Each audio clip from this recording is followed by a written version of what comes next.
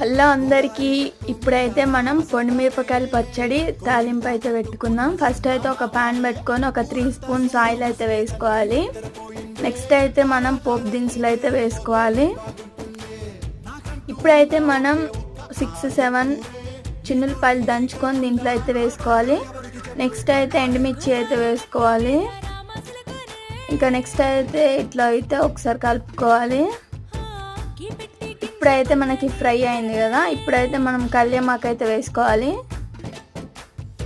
కళ్యామాకు వేసుకున్న తర్వాత మనం పచ్చడి అయితే దీంట్లో వేసుకోవాలి. చాలా టేస్టీగా ఉంటుంది. టేస్ట్ అయితే సూపర్ ఉంటుంది. ఈ పచ్చడి అయితే పోయిన సమ్మర్లో పట్టింది, ఇంతవరకు కూడా ఖరాబ్ కాలే, చాలా బాగుంది. ఇప్పుడైతే మనం పచ్చడి దీంట్లో వేసుకొని కలుపుకుందాం. చూసారు కదా ఎంతో సింపుల్గా మనం పోపు పెట్టుకుందాం. Like, share, subscribe. Thank you for watching. Bye.